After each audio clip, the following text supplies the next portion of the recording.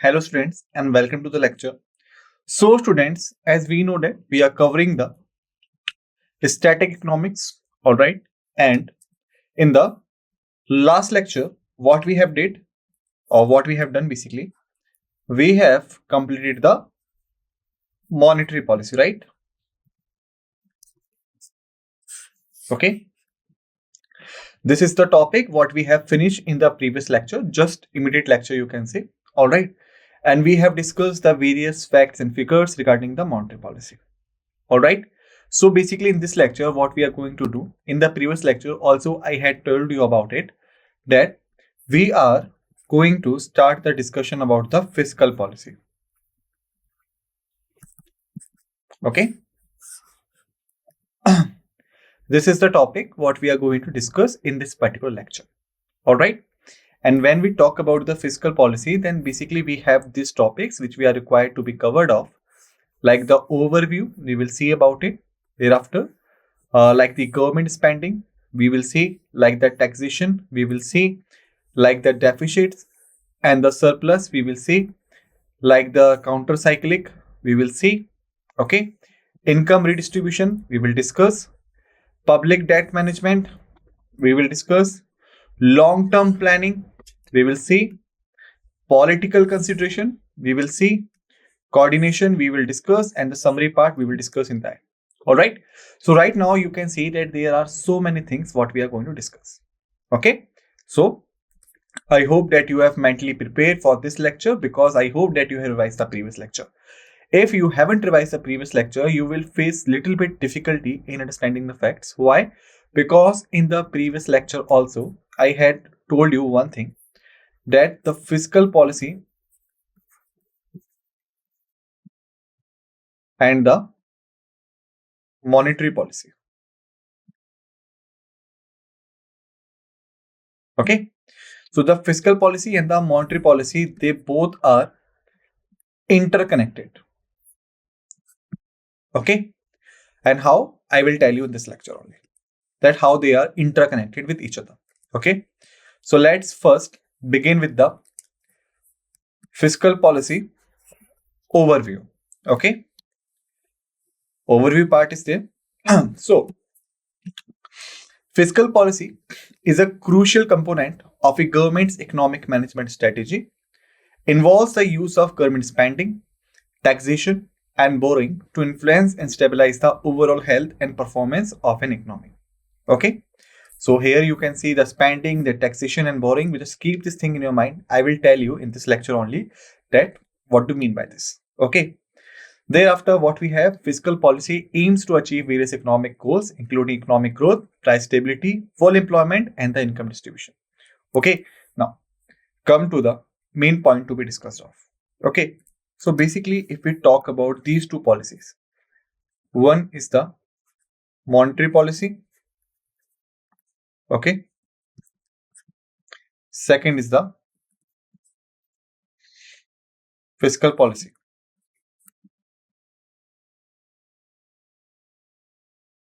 Okay. So when we talk about the monetary policy is basically deals with the money supply, right? And it has been formulated by the RBI, or you can say the Central Bank of Country. Okay. But when we talk about the fiscal policy, what are we talking about exactly? So basically the fiscal policy deals with expenditure and revenue. Okay. Expenditure and revenue of the government during particular time period, or do we call it as a fiscal year? Okay. And it has been formulated by whom? By the Central Ministry of Finance.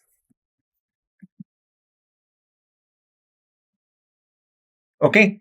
So this is the basic introduction of monetary policy and the fiscal policy. All right. And if we go further, so now you could see that there are two words mentioned over here. First is the expenditure and second is the revenue. All right. Now, just take an example of yourself. Okay, this is you. All right. So when I talk about you as a particular, suppose your monthly expenditure in maintenance of you, in maintenance of a study, in maintenance of a family, if you are doing it. All right. So suppose your monthly expenditure is rupees 20,000 per month, for example, only. Okay. It means that you required at least 20,000 per month so that you could maintain your lifestyle and your life liabilities. All right. So this is what we call is an expenditure, right? This is the expenditure you require.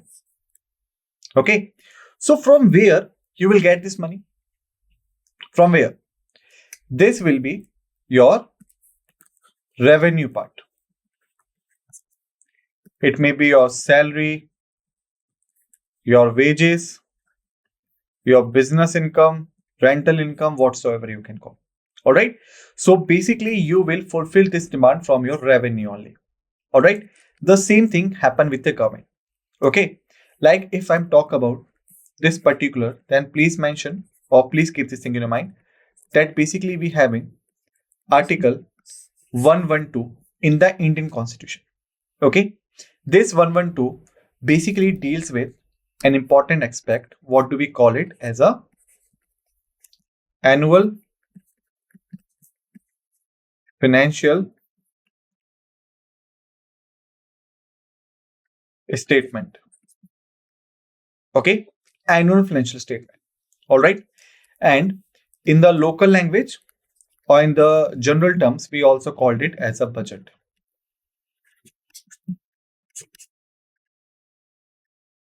Okay. So here, one thing additional I will tell you. Please keep this thing in your mind. When we talk about the Constitution of India, basically what we having the annual financial statement. Sorry, annual financial statement (AFS) mentioned under the Article 112. Okay, we do not have any kind or any word like a budget. We generally use it in a common language, but it's not official word. It's not a constitutional word. All right. So basically, as far as the AFS or the annual financial statement consider, so under Article 112, the Union Finance Minister, okay, present the economic plan of government for fiscal year, okay, for 1 year only. All right. And this economic plan considered two important aspects like the expenditure. Okay. Like the government, suppose they said in the economic plan, the government has planned the expenditure of rupees 20,000 crores during the fiscal year. All right. This what has been presented by them in the plan. All right. So again, let's go by your example, which I have taken. In that example, we required that 20,000 if it is our monthly expenditure. So we required some source of inflow so that we could bear it out. All right. So if the 20,000 is the expenditure, then the government has to maintain a revenue, right?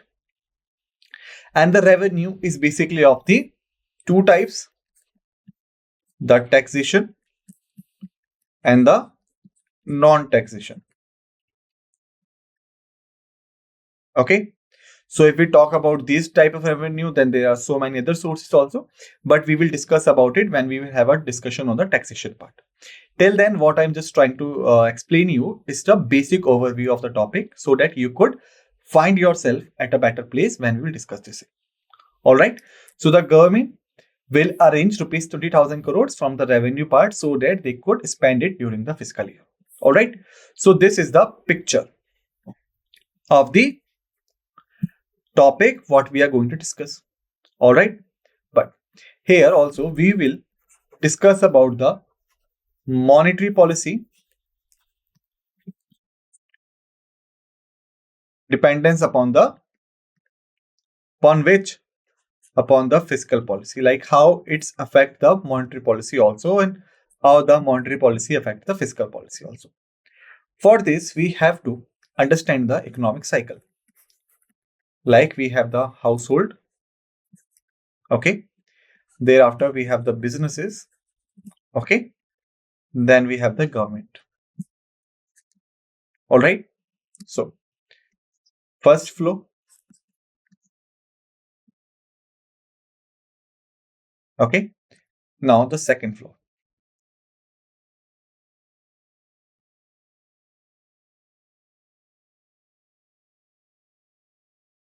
If we understand this flow, the first flow is that the household purchases the things and the items of the businesses. The businesses pays taxes to the government. The government get the revenue, and then the government expanded on the welfare and all the parts to the household. Okay. Second scenario is that the household provides jobs to the businesses provides jobs to the household. The households then pays taxes to the government. Then the government's provided various schemes and subsidies to the businesses. Okay, so that's how the money circulation works in the economy. Okay, so if we look at this particular aspect, this one, the government. So the government is playing a role in the money supply or the money circulation. All right. So you can say if the government is spending more, it means giving household more or giving businesses more. Ultimately, they are increasing the money supply, right?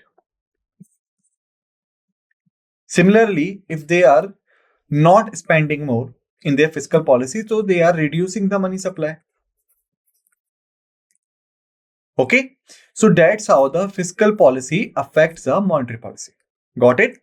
Similar thing is that if the money flow is increasing in the economy, so what we have learned, then the one man expenditure is the another man income.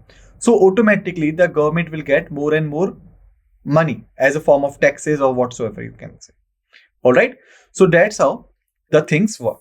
Okay, so now I hope that you have got the little bit idea about these things. Okay, you can see it also here, or you can take the screenshot of whatever you want. All right, so got it. Okay, so that's why I had told you that fiscal policy is a crucial component of government's economic management strategy. Why? I have just given you the overview of it, because it deals with the expenditure and the revenue part of the government, involves the use of government spending like the expenditure, taxation, revenue, and borrowing.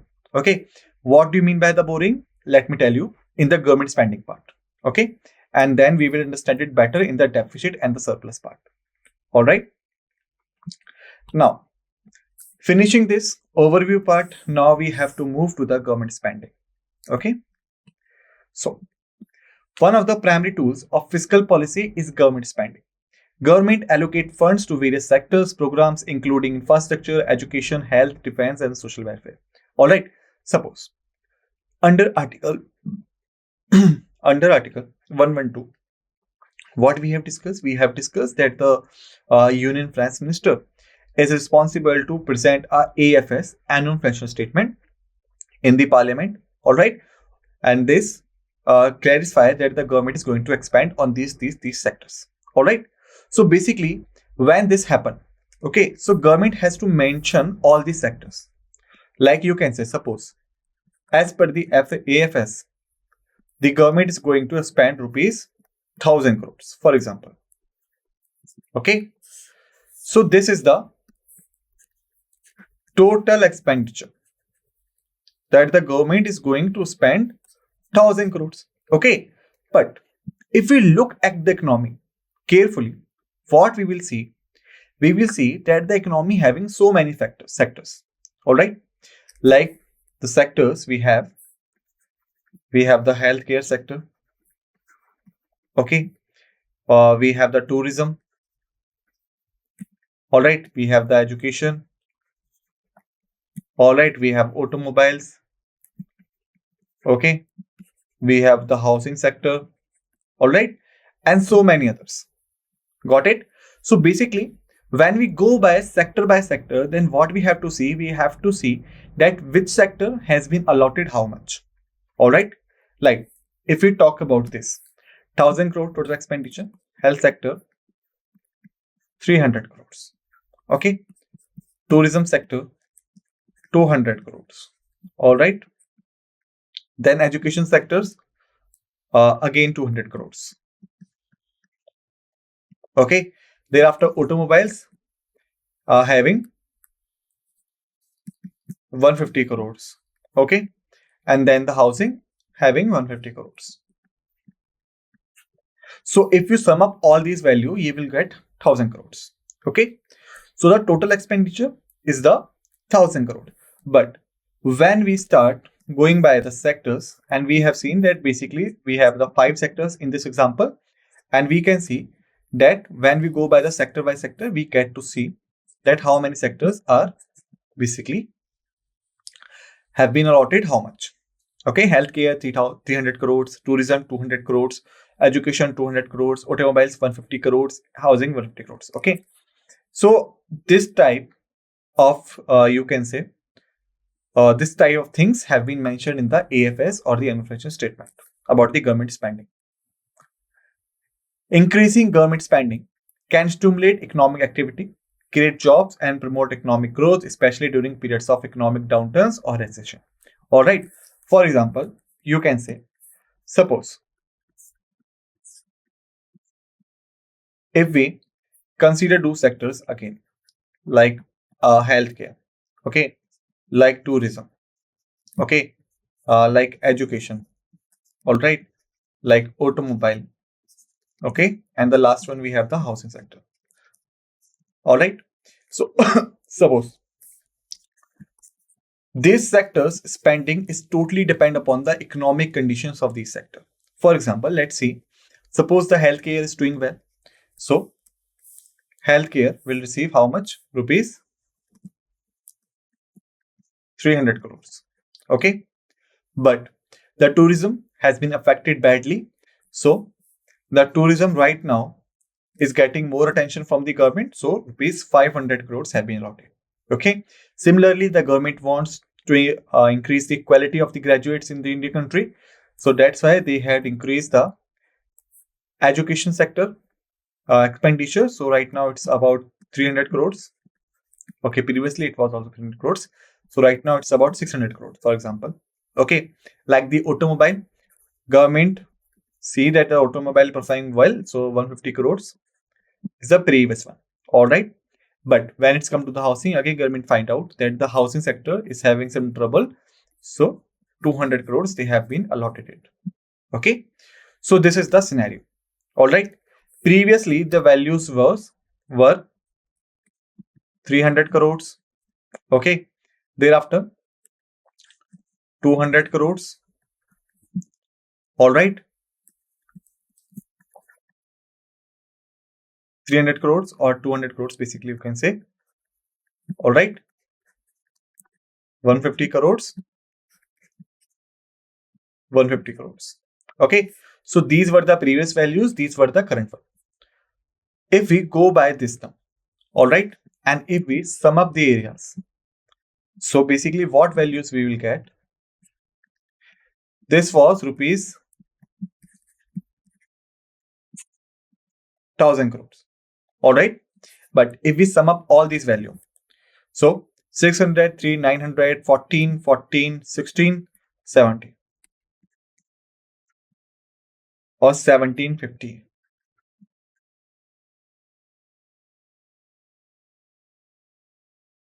Okay. Again, we could check it like 10 and okay, fine value.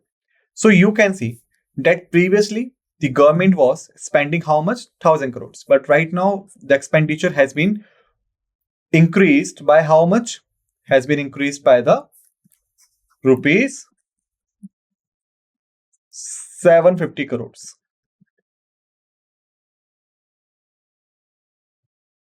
Why? Because the government has seen that the some sectors require the special attention from the government. All right. So you can say that the government spending can stimulate economic activities. Okay. Like when the government spend more, and we can see that the one man expenditure is another man's income, right? That's what we have learned so far.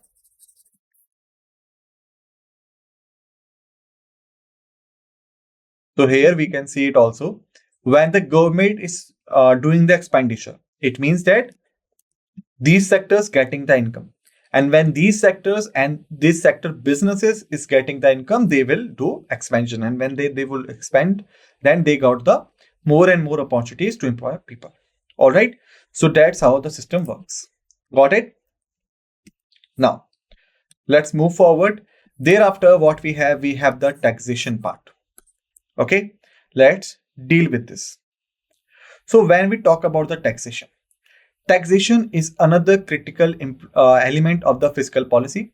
Government collect revenue through taxes on individuals, businesses, and other economic activities. Okay. All right. We will come this later. First, we have to do this. So basically, when we talk about the taxation part, okay. So the taxes are two types: direct and the indirect. Okay. When we talk about direct taxes, then the burden on the bearer. Okay. When we talk about indirect taxes, burden on bearer, but pay by another person. All right. So basically, you can take the direct tax example. Suppose we talk about income tax. Okay. So income tax is direct tax. For example, if we can say, suppose this is the person who is getting rupees 10,000 as the income, and suppose 2% is the tax rate. So he will only get 9,800. Why? Because 200 has been deducted as a tax form. All right. So the amount was due on that person and he has paid it. But when we talk about the indirect taxes, then basically it is burden on someone but paid by someone. Okay. For example, if we talk about this particular pen, which I have in my hand. All right. This pen has been made by some manufacturer. Okay. And when the manufacturer made this pen, he is liable to pay the sales tax. He is liable to pay some other duties imposed on it. All right. But he didn't pay it. He add these things in the price. Okay. And when I purchase this item, eventually I paid all these duties. Okay. For example, suppose total manufacturing cost of this particular pen was rupees 100. All right. Thereafter, the profit of the manufacturers was rupees 50%. And all the taxes were rupees 40%. Okay. So this was the taxes which he is required to pay. But he will do what? He will add in all these values and the total value will be 190 rupees 190. Okay. And this is called the MRP, maximum retail prices. So whenever you purchase something from the market, if you look back at it where the price has been mentioned, so all the times you will see the same thing, that the one line was mentioned there and the line was inclusive all the taxes. This line generally mentioned just below the MRP. Okay, it indicates that all the taxes which are applicable on this particular thing has been indulged and finalized the MRP. So when you pay rupees 190 to the manufacturer, you give him his manufacturing cost, his profit, and eventually you have paid for the indirect taxes. All right. So that's how the indirect taxes work. So got the idea of taxation and non-tax taxation part. All right. Direct and the indirect taxes. Thereafter, what we have the non-taxation. It means that when the government do not apply the tax but applies the other things. Okay. Like when you go for the registry through the legal terms for something you have bought or something you are planning to buy, you have to pay the stamp duties, right? It is a non-tax. When you travel in the bus, government buses, you have to pay for the ticket, non-tax. When you can say when you violated some law while traveling on the road, traffic rules you can say, so you have to pay the fine. It is a non-tax. So these are the non-tax revenues. Got the idea of taxation and the non-taxation revenues? All right. All these parts goes to the government and made up the revenue of the government. So this is the income source of the government from which the government gets the income, and then the government will expand its income on the people through the fiscal policy. Got it? So this is the thing. All right. Now, here is one thing which I would like to make sure here so that you get the clear-cut idea about the things. Okay. So when we talk about the Article 112,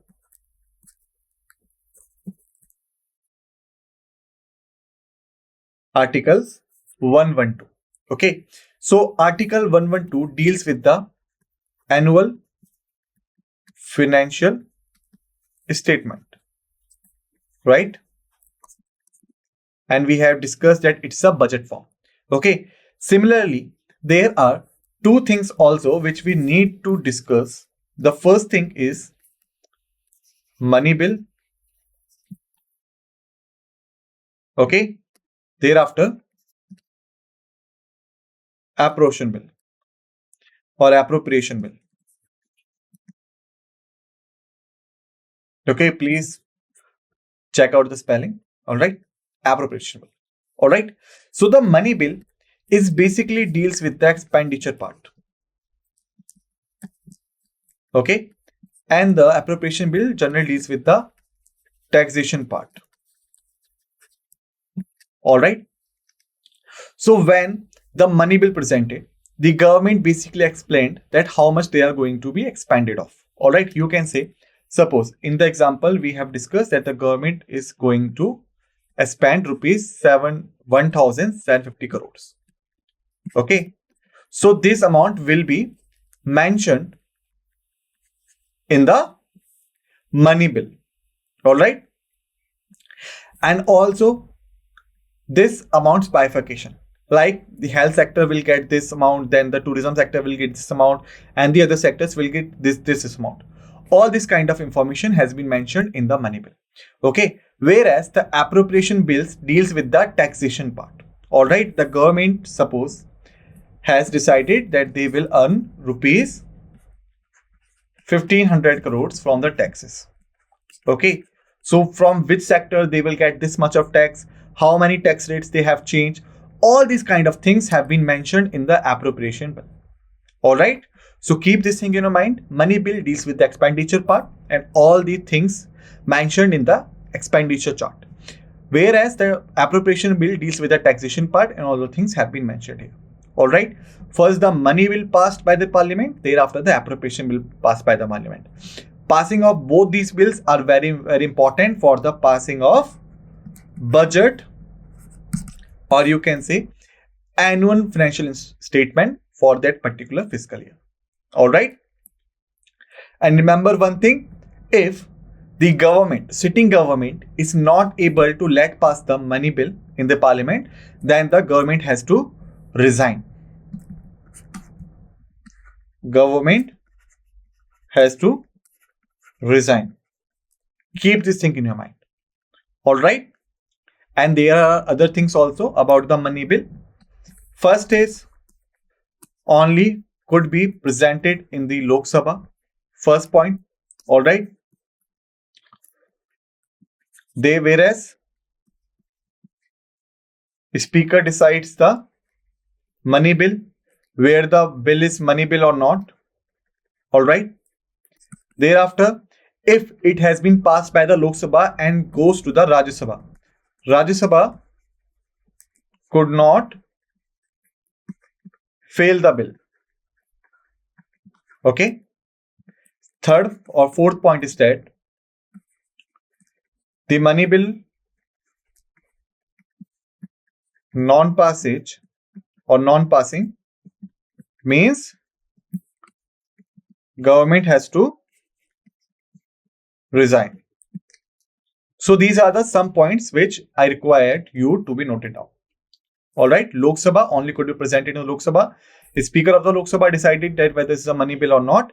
Rajya Sabha could not fail the bill if the money bill has been passed by the Lok Sabha, and if the money bill's passage got failed, that the government has to resign off. All right. Thereafter, what we have seen, tax policy can be used to influence economic behavior. For example, cutting income taxes can increase disposable income and stimulate consumer spending, while raising taxes can reduce consumer income spending, combat inflation. All right. So students, basically in this lecture, we have done with the overview of government spending and the taxation part. In the next lecture, we will deal with the deficit, surplus, counter-cyclic income distribution and the remaining parts. All right. Till then, just revise all the facts and figures we have discussed in this particular lecture and be ready for the another lecture. With this note, let's end this lecture and say thank you.